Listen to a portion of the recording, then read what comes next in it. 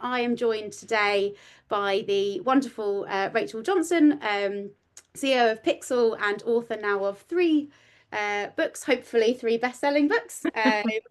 And we're going to have a good chat today about Rachel's book, Box Clever Quadrants to Change the Way You Live and Lead. Rachel, do you want to give a little bit of background to you, a little bit of background to the book, and yeah, kind of introduce the concept to those on the line? Yeah, great. Thank you. First of all, thank you all for joining. I know life is busy, so thank you for making the time to think. To reference my titles of my previous two books, it is important we make time to think, and I hope this will be really thought-provoking today. So I'm Rachel. I write books, as you know. Iona has explained that. I'm also the CEO of Pixel, an organisation that works with school leaders to improve life chances and outcomes and develop leadership amongst leaders and teachers. And it's my absolute pleasure to do that. But writing is one of the things that has been just a wonderful thing I've been able to explore more, I guess, in the last few years. And really all my books are around trying to help people become unstuck. And that's mainly because I myself have been stuck and sometimes get stuck. And when I've reached for books to try and help me get unstuck, I've not always found the thing that I wanted to read. So in all of the books that you read that I write, you are reading a very personal experience. I've worked through every single one of these issues, every single one of these quadrants. I use them in my own life regularly. So it is very much lived experience, which I hope might help other people too. Wonderful. And it's lovely seeing the comments in the chat. It seems that multiple people here today are pre-existing fans of yours. So Yeah, lovely to see everybody. so it's good to have everyone here. So yeah, I think a quick overview of the session. Rachel will give a bit of an overview of the book, kind of your book summary, then I'll give my reflections on what I kind of took away from it and some of my thoughts.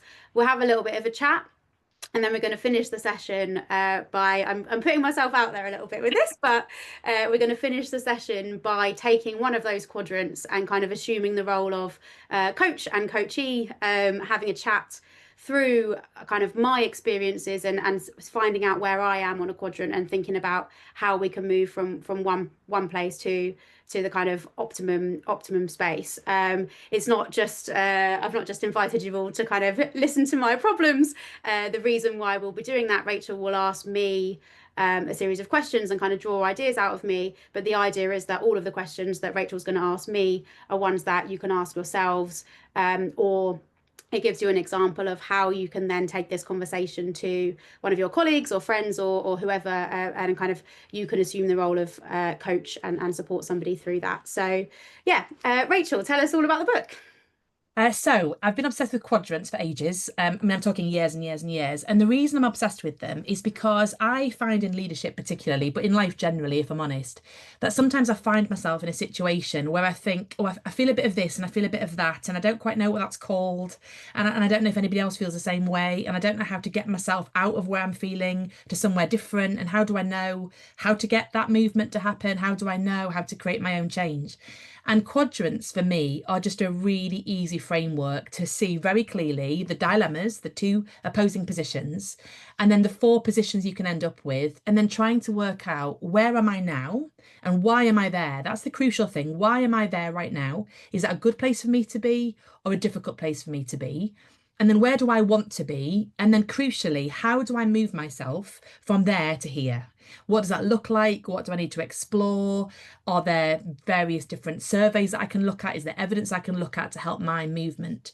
And because I found that so transformational in my own life, like literally moments where I found a quadrant, worked through it, and then a light bulb moment, like, oh, that's why I'm feeling that way. That's why I'm feeling discouraged. It helps make sense, I guess, of what I'm feeling in my own life and leadership. And sometimes leadership is really complicated, and sometimes our heads are so full we can't see the wood for the trees. But I think a quadrant helps simplify and make possible the change that we want to see. Wonderful. And apologies, I've been joined by my co-host. This is my cat Wolf. Hopefully it won't be too distracting. Wonderful. And yeah, can you talk us a bit about some of those problems that when might be the right time to kind of interrogate some of these in more detail? Yeah, so the quadrants, the chapters are split up because many of you, if you've bought the book, won't have it yet because Amazon are just delivering it, I think, today. But there's 11 chapters, and each of the chapters take a different issue. So there's ones about self-reflection, about handling conflict. So how do you know what kind of conflict you're in and what position you've taken? There's ones about self-belief and challenge and the dynamic between when is it a problem when we lack self-belief and therefore we don't take challenge, but when can that also be too difficult? We're too much wanting to take challenge, or maybe have too much self-belief. There's ones about brutal facts and hope, fulfillment and boundaries, our identity, where our energy is going, timing and issues over time, and paradoxical thinking, when we get ourselves stuck in either or mentalities instead of both and mentalities. So there's a quadrant literally for every occasion in here. So, and it works in both work context and personal context, because the thing is, we are ourselves for a living. You can't separate the two. We talk about work-life balance, like, you can just leave everything at work or try not to bring everything at home, but it's not quite like that, is it? So I think a lot of these quadrants help you work out what the issue is around all of those issues that I've just mentioned, and then, yeah, what to do about it, how to work out what to do about it, I think is the biggest challenge.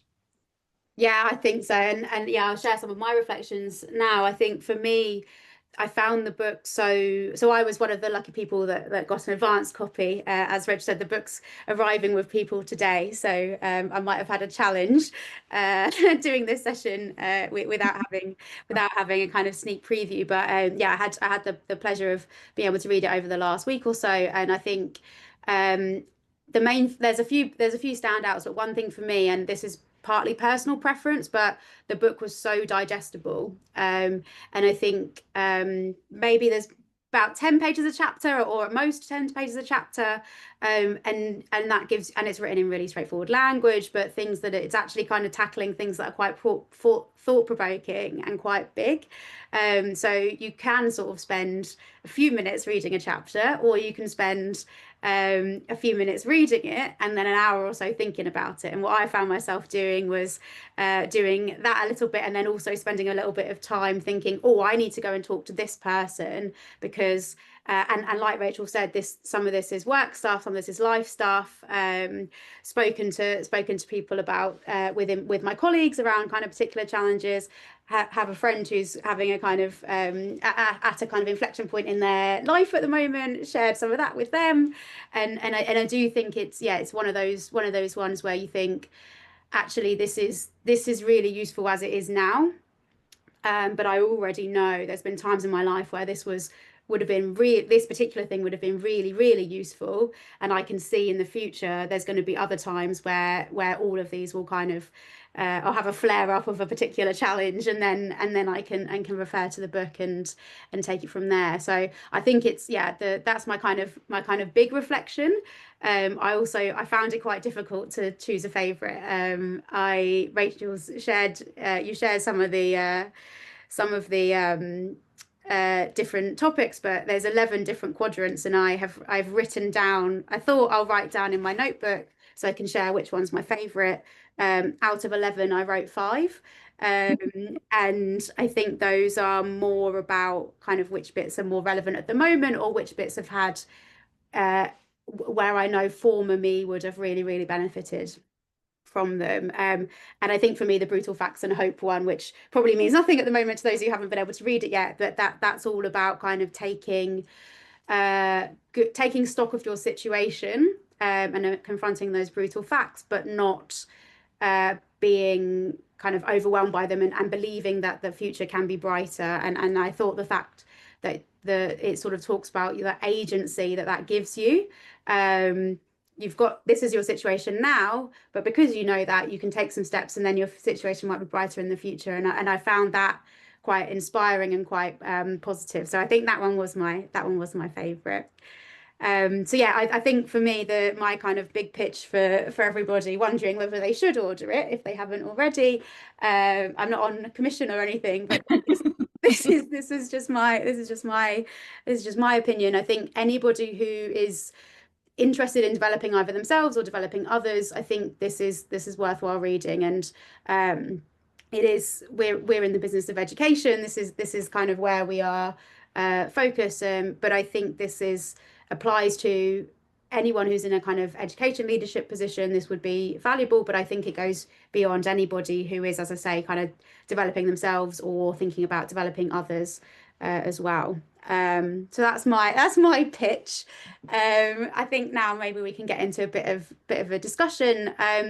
What do you reckon? How should we read this book, Rachel? Is it something we read cover to cover? Do we pick it up and go straight to particular chapters? What's the best approach? So I think I mean, it depends how you do reading generally. So the way that I do reading generally in life is I try and diagnose a bit like when you go to the doctor and say, kind of, I've got headaches, and they go, it could be this, it could be this, it could be this. How I deal with my own leadership is I kind of go, oh, I've got an interest in belonging, or I've got an interest in boys' achievement, or I've got an interest in girls' autism. All of those things are things I've read about recently. And so then I go and find the right book to match the problem and then try and prescribe myself reading material to help me kind of get over the issue or to try and think it through. So I think for Box Clever, you can read it all the way through as a kind of a general MOT. And I think that's a sensible way to do it because you kind of go, actually, I've not got a problem with that issue. Oh, actually, that I think I have got a problem with this one. And then you can work out and diagnose where your attention needs to be. Or you can simply flick at the chapter that is the most relevant. It might be that you've had a meeting with your SLT and not everyone is in agreement and you're not quite sure how to overcome that conflict and you can't work out why are they taking these positions, why are we not getting anywhere. So you can look at the quadrant as a team or as an individual and work out what is going on here. Let's step out of it, look back in on the quadrant and the situation and work out where we all collectively need to move and why. So I think it can be a problem solving kind of book to dip into. I think also, and this is how I think people will use it, is you might have an issue, let's say about identity. There's a quadrant in there around what creates identity using the work of Marshall Goldsmith. And what he says is that we need to get to created identity where we know who we want to be as people and as leaders, and all the other stuff that keeps us back, call it whatever you want, imposter syndrome, lack of confidence, etc. That needs to be addressed, but that's all come from somewhere. And the quadrant on identity helps you see where it's come from so you can actually address it. So you might want to deal with that. And you might decide, actually, right now on this quadrant, what is driving my bus is what I think other people think of me. And so that's the problem. And I don't want to think that. I want to be leading how I believe I should lead. And right now I'm not there. So you might put a date in the little pledge at the end of each chapter. And then you might come back to it in a couple of months' time and go, actually, where am I now? Have I moved? And that I think is the crucial thing. Self-development and leadership is never done, tick the box, I'm finished. It's a constant evolution, isn't it, of what we're doing and how we feel. And even if we feel we're nailing something, when a different dynamic is in the room, or a different person's in the room, or when we're having personal difficulties and our persona changes in the room, then actually we get back to square one trying to work it out again. So I expect people might use it as a kind of a dip in and dip out tool, as well as reading the whole thing through and getting a general MOT. Yeah, and worth noting about the pledges at the end. I think those are really lovely. And do you want to explain a little bit about that format so people can Yeah, so well, let me show you one. This is not the most professional way of doing it, I'm sure, but as you can see, this one here, each chapter ends the little pledge card like that. And so it has the quadrant on there. It asks you to work out where do you want to be? Where are you now? Where do you want to move to? And then it asks you to commit to two small actions. This is all based on the work from psychology about habit forming and change. So it asks you to say where your current box is with a date. I want to be able to be by with another date. And to do that, I'm going to do the following. And it's got two spaces for you to write down your actions and then a little space to annotate the quadrant. And then it encourages you at the back of the book where all these quadrants are again. There's a bigger version to annotate. So it's very much a workbook style approach where you annotate it and scribble all over it, highlight it, come back to it, chart the change.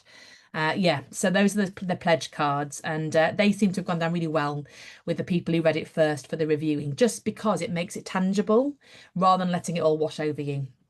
I think tangible, and also it's holding yourself to account. It's sort of you've written a date there and you've said at this by this point I want to be there.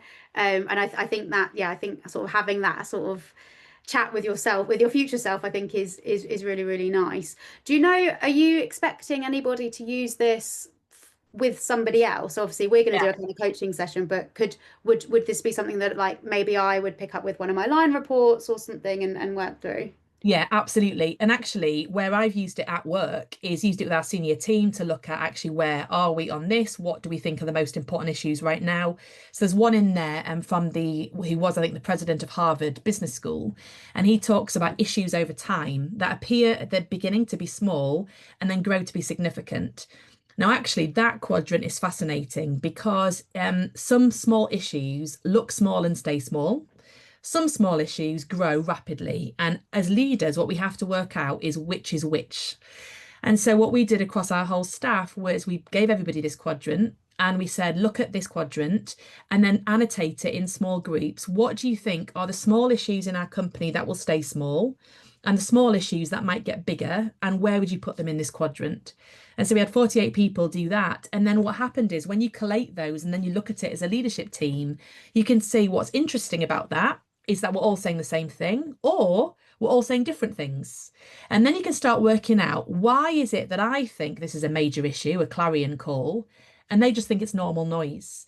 And I think in a school context, it's really interesting. So, what we think is a major issue and what parents think is a major issue, not the same thing. What we think is a major issue and what our teachers think is a major issue, not always the same thing. And so it's helpful to see where our perspectives might differ. So, as a CEO of an organization or of a trust or a head of a school, you might say the most important thing is our exam results. That's the clarion call. Things are dipping. We've got to get it back in control. Like this is really serious because you know all the implications of that. But for a class teacher, they might think that the clarion call is behavior. And so they're not even hearing your messages about exam results. All they can see and hear is that behaviour in my classroom is not good. The culture is going, they're not doing anything about it. I'm now getting really resentful. This is getting worse. I hate my job. You can see how that escalates from perhaps initially being a small thing to being a really massive thing because if all your teachers are thinking that, you've got a real problem on your hands. So I think it's helpful to use them with groups of people in that kind of capacity, just to work out where are we not on the same page. And that's sometimes that's great. It's great not to be on the same page. It means we've got diversity of thinking. But on some issues, you want people aligned. And if they're not aligned, you'd rather know than find out in 6 months' time. So I think they can be used as personal tools with an individual, as teams, with staff, as a temperature check, as a diagnostic, as a reflection. I think they're pretty versatile, really. Yeah, and I really like what you said about kind of how you did that at within your team. I think that's one of the main things I talk about with people who work with Edurio. We are collecting stakeholder feedback from pupils, parents, and staff. They're telling you kind of what is the experience like to be a pupil, parent, or staff member. When you get to the end of the results, one of the first things I'll say is, okay, what are the things that you thought you needed to worry about that now you think maybe you don't need to worry about so much? Because if you were planning on pouring all this resource in over here, you think this is your big problem, this is your clarion call. Actually, maybe that would be wasted energy, or maybe it wouldn't be as impactful as this thing over here, where those people around you who make up your community and make up your organization, they would benefit more, and therefore they would be better equipped, and therefore the impact might be higher if we can solve this problem over here instead of this one over here. So I think, yeah, getting that sense of where am I and where is everybody else, I think is really, really valuable. Yeah, I think that's absolutely true. And sometimes we need to be aware as leaders, if we're not on the shop floor, that the issues do look different from where we're sitting and standing. So, for us, if you're a head or a senior leader or a middle leader and you're busy, you don't think the dishwasher having broken in the staff kitchen is a problem. You don't think having no milk is a problem. I mean, it's not difficult, is it? Wash your own cup and bring your own milk. But on the ground, if they can't find a cup, can't wash a cup, don't have a drink all day, used to have a drink and now can't have a drink, to them, this becomes an indicator of culture. Like you don't care, you're not bothered, we're dehydrated. Now, I'm exaggerating, of course, but that is a small issue. But let that fester for 6 months when you haven't done anything about it, and you'll find yourself with a mutiny on your hands, which isn't about the dishwasher, but is about people feeling uncared for, unseen, unheard, unappreciated, unloved. And when you have a workforce that feels any of those things, and there's a whole group of them feeling those things, that's when our problems start. So every now and again, it is worth doing a temperature check and just working out. We don't see that. because, we have our own fridge in our office, or we're not in school, or whatever it might be. But let's just make sure we know what the real issues that are causing real stress, even if we don't think it's on our agenda, what is on other people's, I think is just a helpful thing to ask. Yeah, and that one of the things I was wondering as I was reading this is there's that side of things. So is everybody else's perception the same as mine? But there's another part is about your own self-awareness. So how what do you do if you're reading one of the chapters and you can't work out where you are, or you're quite confident you're in one when actually that's because you've got a blind spot that you weren't aware of. How do we approach that? Well, that's a really interesting one actually. And there's somebody who is on X, you might have seen her, Freya Adele, who works abroad, but she read it on Kindle on Friday, so she was like a very early adopter. But the very first chapter is around how we know who we are, and it uses a quadrant that you'll have all have seen many times before, I'm sure, but it's never used well or properly in my experience. So that is the Tahari's window, and so it's mentioned in coaching qualifications, and everyone's like, "Oh yes, yes, it's what's open and what's closed." But actually, the initial research asked people to choose between 5 and 10 words from a list of 55 that best describe themselves. So you do that first. Then you give the list of 55 words to somebody else or a number of people and ask them to choose the 5 to 10 words that best describe them. And then what you have to do is a little matchy matchy and work out which words that you chose did they also choose. And those words that you both chose go into the open window. So that is what everybody knows about you and what you know about yourself. And the theory goes that the bigger the open window, the more of those words that are in line with each other, the more open your culture will be. And so Freya went on this on Friday, said, I'm going to do that, chose her 5 to 10 words. And then today, you'll see it on X, it just happened this morning. She then went to her colleagues and said, pick 5 to 10 words that you think best describe me of these 55. And they totally matched apart from one word. Yeah. So she was buzzing because she's like, oh, they get me. Who I am, they see. That's an amazing affirmation. But the one thing that she said about herself that they didn't say about her, that's then worth thinking about. Why is that? Have they not seen it? Have I not been it enough? Have I hidden it on purpose? Have they just not been in a context for me for them to see that? But it gives you something to go on, and it gives you something to tangibly move on, rather than kind of going, oh, we've got to all have, self-reflection. Like, what does that mean? So I'm a real fan of making things tangible. I don't like things staying up here in the airy fairy unless they're landed. And that's a really good example of how you take self-reflection and land it and do something about the thing that you want to do something about. So yeah, check her out. She's done some great reflections on her learning from the quadrants in the book. Yeah, and there's a few other chapters in there where there's kind of a little survey. You Oh say yeah, which yeah, of these applies and so on. So I think yeah, there's somewhere it's you're really kind of spoon fed that kind of yeah. self-awareness stuff, and others where it's you need to explore it a little bit more. But Yeah, yeah, the surveys are worth mentioning actually, because one of the things that I love most when I do all of my reading is something that I can do myself and get an answer. So the ones that I've included in here, the surveys there's 3 of them, and it's worth doing with your whole team. One of them is on how optimistic you are, which is a really important thing to know. Not everybody is optimistic, and it's fine if they're not, but it's best to know where they sit on that. The second one is on flourishing and languishing. So, are you flourishing or are you not? And these are all psychological studies that have been done. And then the third one is around how you handle tension. So, are you a either or person or a both and person? And once you get that result, you can then plot it on the quadrant. But again, that's really important. If you've got a big decision in your leadership team and one of you is sitting at either or, so it's got to be this or it's got to be that, and the other one is saying, let's look at both and how we could get both of these things and not have to choose. You're going to face tension because this one wants it done and off the list. And this one wants to think about endless opportunities and possibilities. And you're going to clash. But the clash is going to become personal because there's no language to explain it. And this quadrant gives you a language, and this survey gives you a language of understanding. Oh, that's why you're there. That's why I'm here. How can we both move to a place where we can be problem solvers?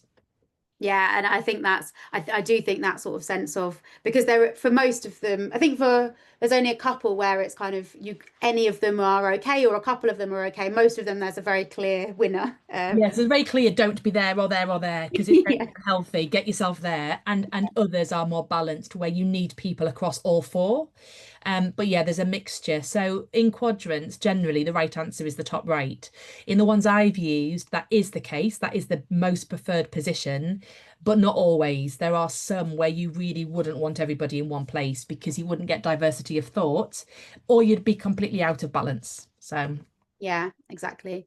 Um, which one's your favorite? Which one's shaped your thinking? oh, it's so difficult to choose because I use them all regularly and have used them in my own life repeatedly.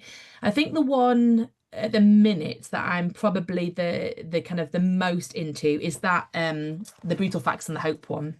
And I think it's because in leadership at any level, it is very difficult to keep the balance there. And if I just kind of explain again what that looks like, I'm not sure if you've all got pens and papers and can scribble this down, but it might be worth just describing it. So if you draw a quadrant, I can maybe Rachel, flash it up if you trying to want to. screen share. If you want us to do the brutal facts one, that would be great. Let me, yeah. Uh, I'll talk it through while yeah. you're finding that, and then people can have a little scribble. So basically, there are two positions with brutal facts. Either you face them or you ignore them. That is one position. So that's along the left-hand side. Across the bottom, with hope, there's either no hope on the left or unwavering hope on the right. So you can see there the four positions. And it's worth just looking at this and just asking yourself, where am I sitting right now in my leadership? So if we take hopeless facts first, this is when you have no hope, but you are facing them. So that's why they're hopeless facts. So, well, there's nothing we can do. It's beyond my control. Being, oh, lots of sighing, lots of shrugging of shoulders, lots of this. What can you do? And actually, that's not massively helpful in leadership because you can give the facts, but if you have no hope, people don't follow you, they don't believe in you, they lose hope. And that's the real problem. If they lose hope, then they're very difficult to regalvanize. The bottom one, however, is no better. The bottom left, that's resigned delusion. I've called that resigned delusion because it is exactly those two things. So I will ignore the facts, la la la la la, because I don't believe anything will change anyway. And so you resign yourself to the fact nothing's going to get better, but you're deluding yourself as well because you're not willing to face them.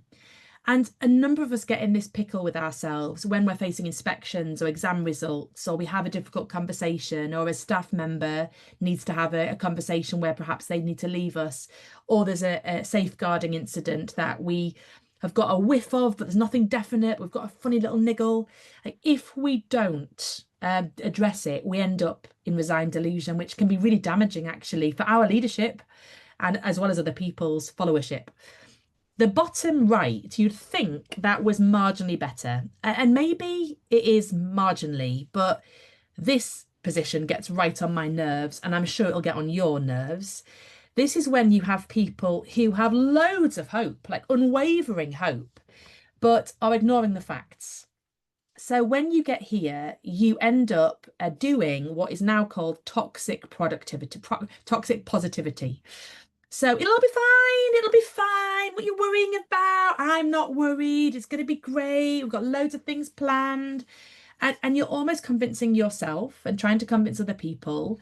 But that, although it sounds hopeful, sounds cheerful, sounds optimistic, it actually, you're in denial. If you are not able to sit down with your team and say, we have got some hard things to face. These results are not going to be what we need.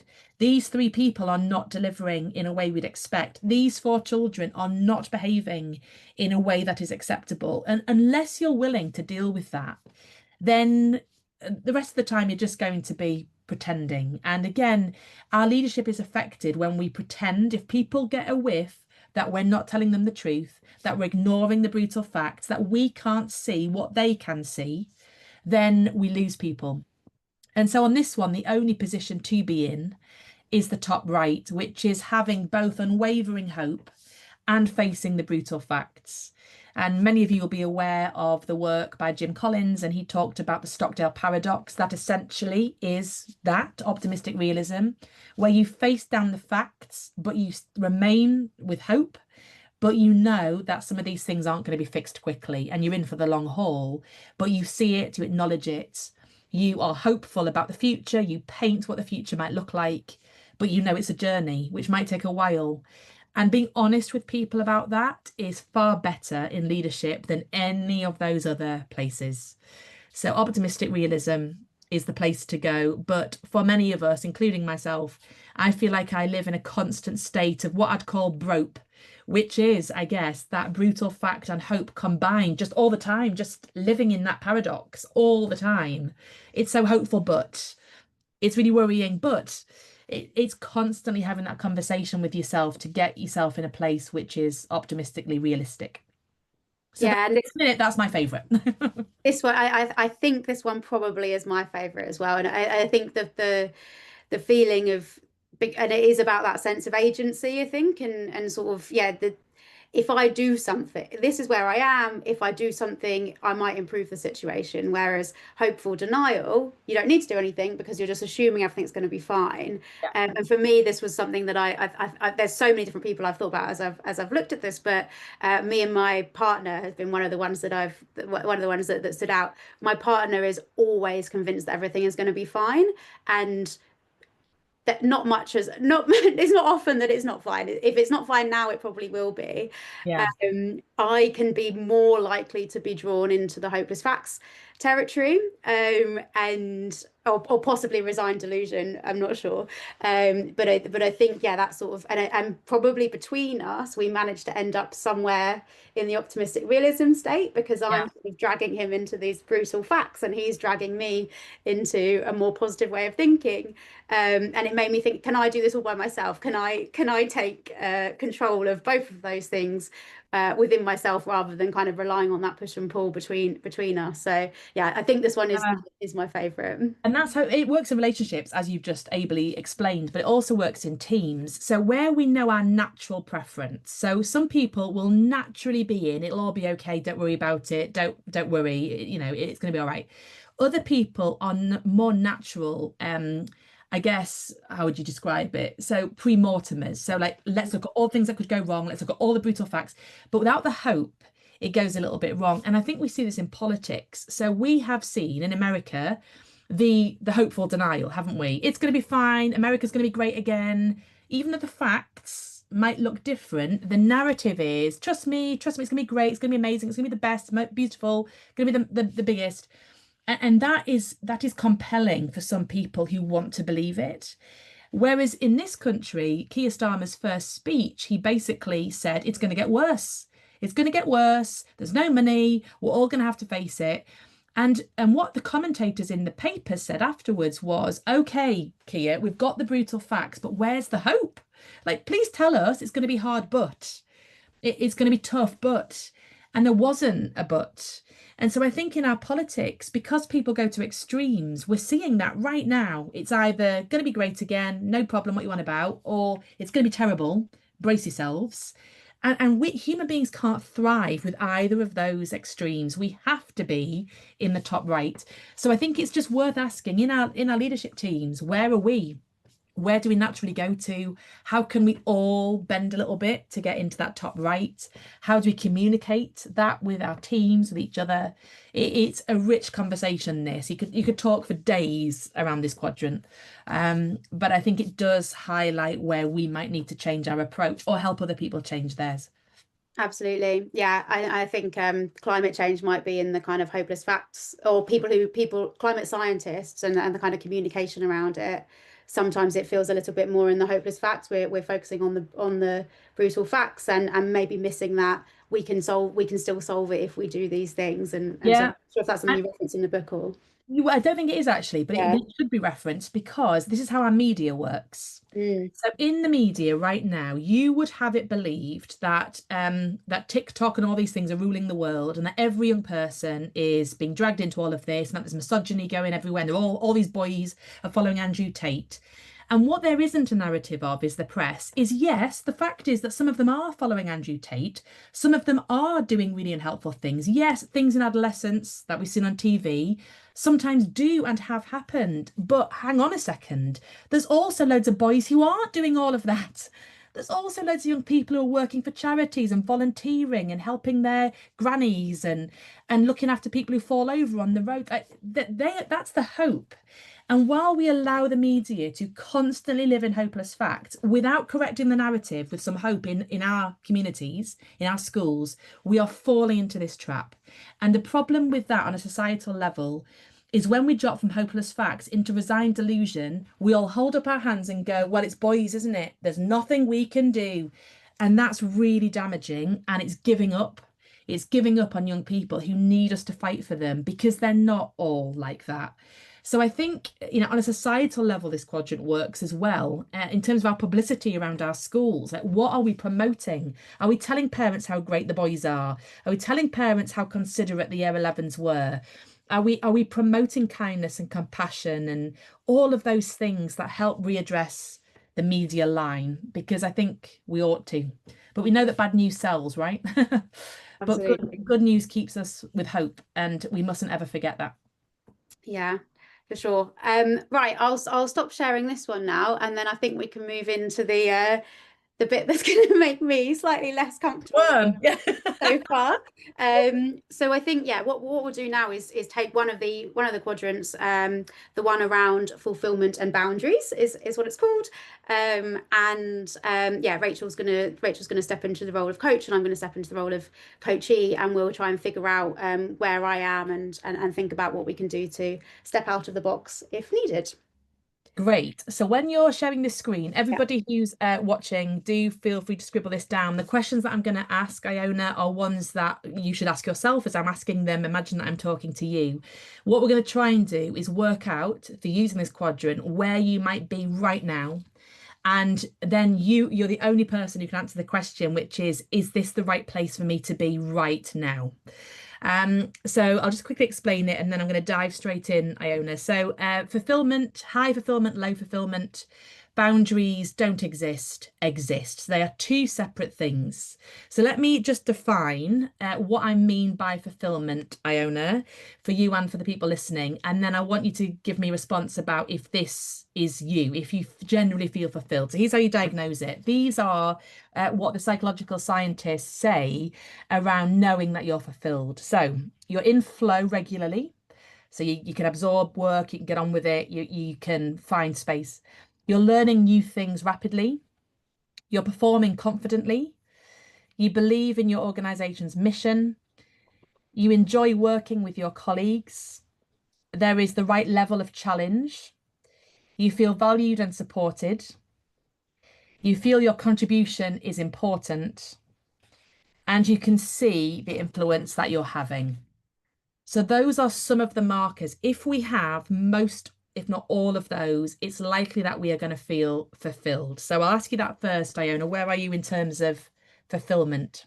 Yeah, and by the way, everybody, if you want, you're free to ignore me talking about myself or think about yourself. But yeah, I'll talk through kind of my thing. So I think for me, I've changed roles recently. Had a promotion. I'm now kind of in a sort of core leadership position where previously I was also looking after particular functions. And I think for me at the moment, I'm not sure how many are on that list, but there's all but three that I feel kind of fully apply. So I think that means already that I am in a role of kind of reasonably high fulfillment, which is good, and that's higher than it would have been in previous roles where I took on a responsibility because there was a need for, there was a leadership gap, and I've got leadership experience, so I'll step in and I'll try and help. But it wasn't a thing that I'm as passionate about as I am around kind of general leadership and kind of looking after the organization and strategy as a whole. So yeah, now I think that the bits that I'm not so strong on is the confident one. It's growing and growing with each kind of passing week in my new role, but this is a time of change, and it is that moment of kind of am I progressing quickly enough, getting up to speed quickly enough? Are the people who've given me this responsibility going to be do they think I'm progressing quickly enough? Am I meeting their expectations and so on? So the confidence thing is, and overall, can I do this job? That's one bit. And with that, I think the right level of challenge is Some days I absolutely agree. I'm being pushed out of my comfort zone in a good way. Other days I'm still doing parts of my old job that I kind of haven't yet fully detached myself from. Other days I'm completely overwhelmed, and so that I haven't fully nailed. But yeah, I think the overall the fulfillment is, I would say, I'm at the high end. Okay, so we've got high end fulfillment. So now the important thing to work out where you're going to be on this is looking at boundaries. So boundaries, do they exist or do they not exist? So let me just describe kind of what I mean by a boundary and how you might work out if your boundaries exist or not. So often when we feel resentment because a boundary that we had put in place has been crossed. So that's the first thing. If you find ever that you're feeling resentful, the first question to ask is which boundary's been crossed that I didn't realize had been crossed. And then the next question to ask is, do you have boundaries? So, for example, and again, for the people doing this listening, can you walk away? Can you put the laptop lid down and say, no, my kids or my partner or my friends need my attention? Can you stop? And so there are a number of kind of symptoms of boundaries not being in place. And so I just want to run through what the symptoms are for you and for the people listening to place themselves on boundaries not existing to existing. So here are some examples of when boundaries do not exist. So we don't turn off devices in case we're needed by work. On holidays, we're thinking about work or using the time to work despite the fact that we said we wouldn't. We still are. We say yes to things that we should be saying no to. We stop investing in other important relationships in our lives because of the job. We struggle to stop and walk away. We start phubbing, which is phone snubbing, checking our work phones and not listening to anything that people are saying to us actually in the room. So we don't even know they're speaking to us because we're on our emails. In time, we may be addicted to this level of all-absorbing work. So the feelings you get from it mean that you can't stop. And you might have linked your identity to your productivity, which means that you literally can't stop because if you stop, you feel like you're worthless or worth less. So that's how I would define boundaries. So in light of that, do your boundaries exist in a really strong place or do they not exist at all? I don't think they I don't think they exist particularly well. This is something that I find quite frequently. I get kind of I get overexcited about stuff, or I take stuff on. And one thing I've noted about myself is if someone asks me whether I can do something, my thought process is, let me check the calendar and see if I'm free at the time they've asked me to do this thing. And then I respond whether I am available. And shortly after, or sometime after, I realize I didn't want to do that thing. I have the time to do that specific thing, but not travel to it or from it. There's a lot of things that if I had spent maybe if I'd said, oh, let me look at my calendar and get back to you, or let me think about it and get back to you, probably I would have said no. And I quite frequently, in fact, just a couple of weeks ago, I had a point where my boundaries had been crossed and I hadn't noticed. There was a 2 week window where I was due here, there, and everywhere for different things representing Edurio. And it was, I think, partway through the first week when I'd suddenly realised that actually I need to be here on this call until midday, and then I need to be in Bristol, which is I live as close to France pretty much as you can in the southeast corner of the country. Then I need to be in Bristol, then next week I need to be here at this point, and then in Birmingham at that point, and all of these things that it was just suddenly very clear I'd taken on too much. And it took my colleagues to say, one of the questions you said is, do I need to do so, can I not do this? My colleagues were like, you don't need to do this. Someone else can go to Birmingham. They're closer.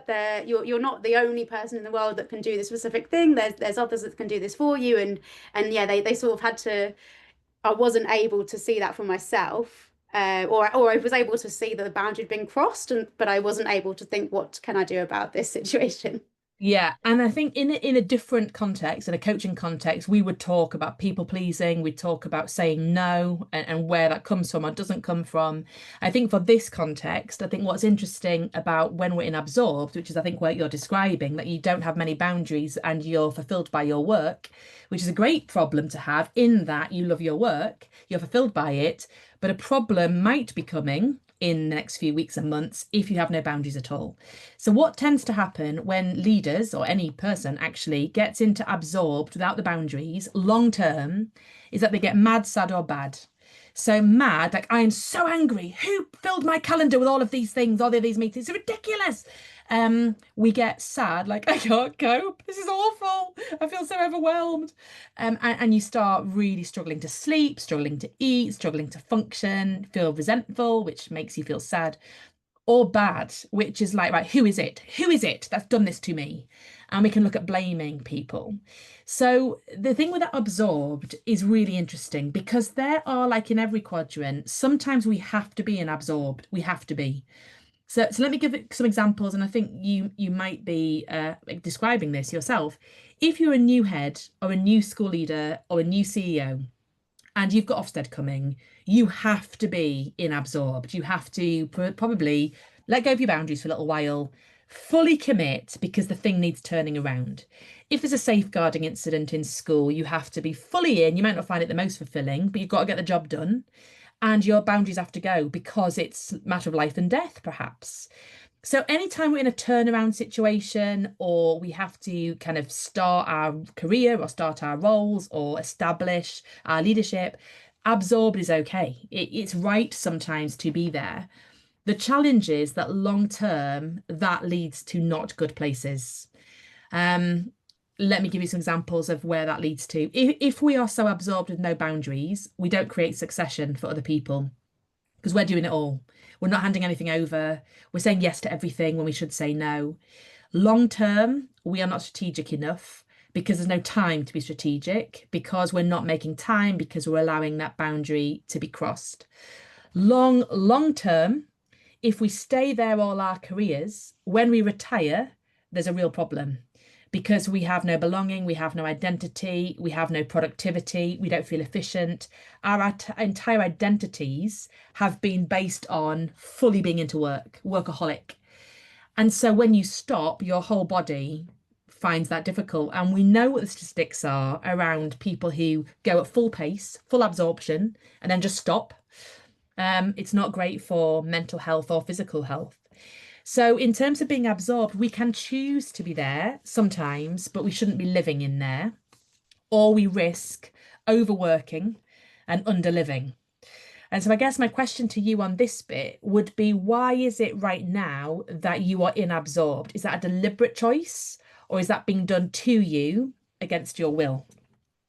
I think it is semi-deliberate because it is a new role, and it's also as I said, my because my role has changed from uh, roles that I was doing because I care about the overall mission of our organization, but the specific things are not areas either that I've been kind of I have qualifications in or experience in. They were sort of I'm a reasonable generalist and I'm a reasonably good leader. Let's plug this gap. And so I was learning loads and loads and loads, but it wasn't stuff that I was so excited about. Whereas now, since my role changed, I've read your book, I've read plenty of other books, I've done kind of coaching sessions, I've looked at a lot of different things, and we're also looking now as we're heading towards the end of the academic year, what's our plan for next academic year. So it's also quite a busy time Yes. for kind of big discussions and so on. So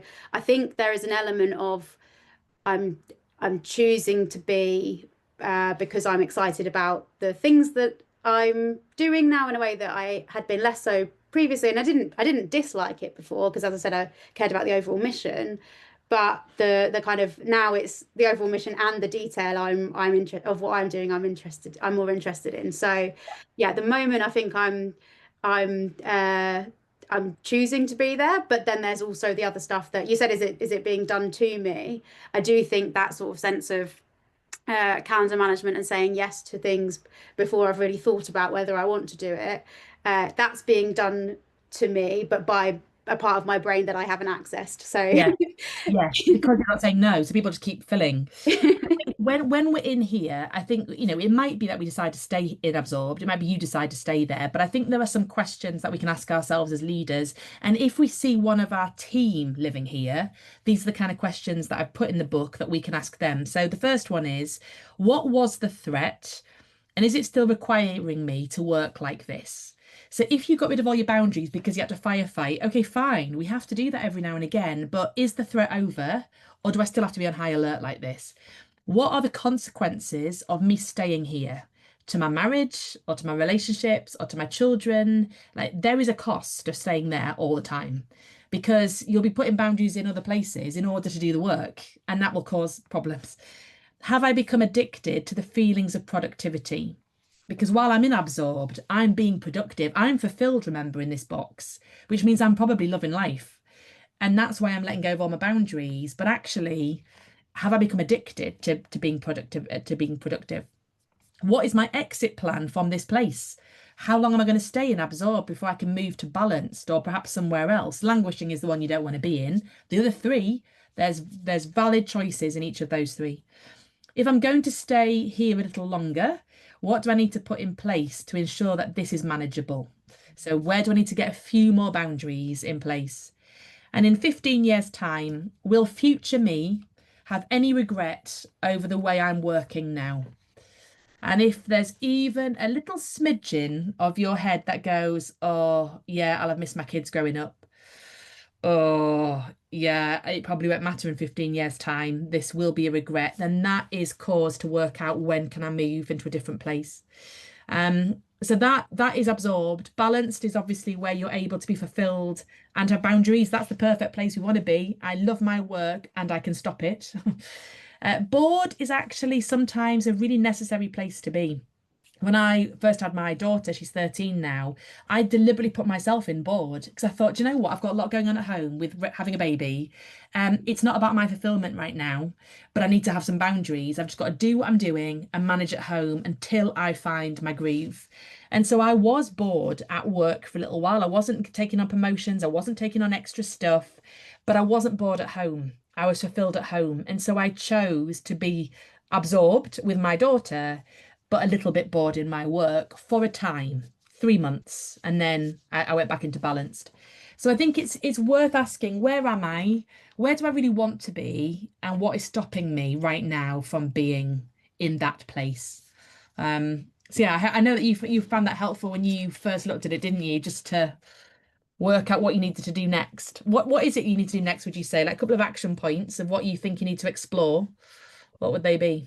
Oof, I think on the bound I think when I'm asked to do something, I need to try and trigger something that says, am I the only person that should do this? Am I the right person to do this?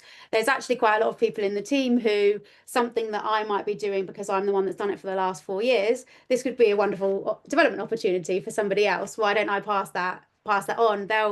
They'll grow from it. They might be more excited about it. There's also certain things that I'm different topics that I'm more or less passionate about. So within education, because I don't have an education background, but I have worked in kind of management positions and so on, it's much easier and I can have a much more valuable conversation with somebody about things like leadership than I can about attendance or behaviour policy and so on. Whereas there's others that would be better. I could have a good conversation about how our data speaks to those things, but actually maybe somebody else could do that and could do a better job. So I think tracking, am I the only person that can do this?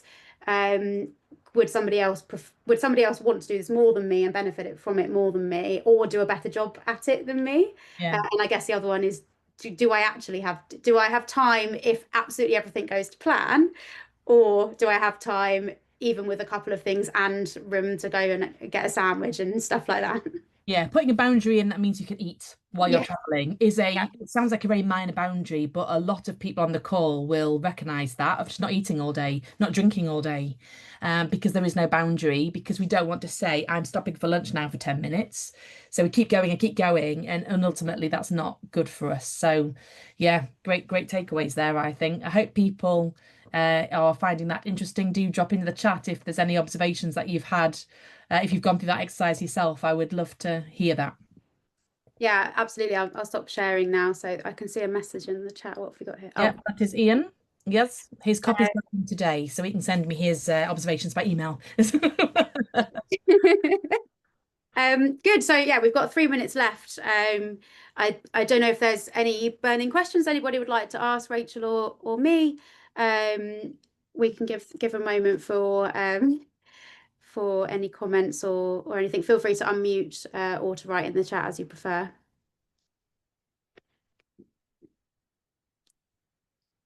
The people who are getting their copy today or in the next few days, do let me know either on LinkedIn or Twitter or X, or just on email, kind of which one's your favorite, what you've taken from it. I'm learning all the time as people are beginning to read it, how it's being used in very different contexts.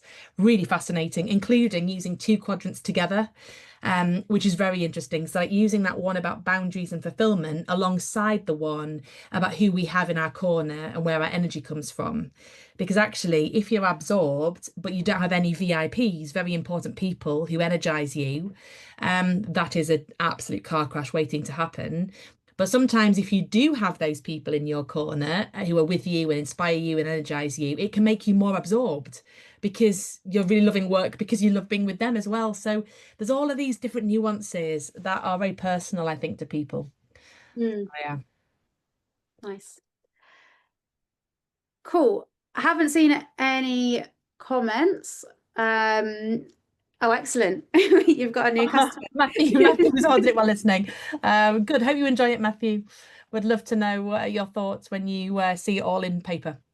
Yeah, Rachel, do you have your contact details you could share perhaps in the chat for people Yes, to grab? yes, I certainly can. So my email is rjohnson@pixel.org.uk. If anybody on the call wants to come to one of our conferences, we talk about this a lot in our conferences. And at the minute, we're doing a whole course on Box Clever in July. So if anybody wants to come to the conference, we've got primary and secondary next week, actually, post 16 the week after, and a match conference as well. We'd be delighted to see any of you. So if you're not members already of Pixel and want to hear more about this stuff, just drop me an email on there and I'll sort you out. But otherwise, you can contact me on Twitter. I think my handle is Rachel Pixel, maybe. Let's We give can it a send go. we can send out the those bits in a follow-up if Yeah, I would love to be able to continue the conversation. I think that is one of the things I love most about all of this stuff to do with books is the publicity bit I am less good at because it just is awkward. But the people engaging and going, here's what I've learned, here's what I've done, here's how I've changed. Like what an absolute privilege. And I've changed myself as a result of writing all of the books. Mm, So I think that helps as well. for sure. Cool. I think then with 1 minute left, let's wrap up the discussion. But Rachel, thank you so much for your time. As you can probably see that I've really enjoyed reading it, and I've learned a lot from it. But yeah, thank you everyone for joining and listening.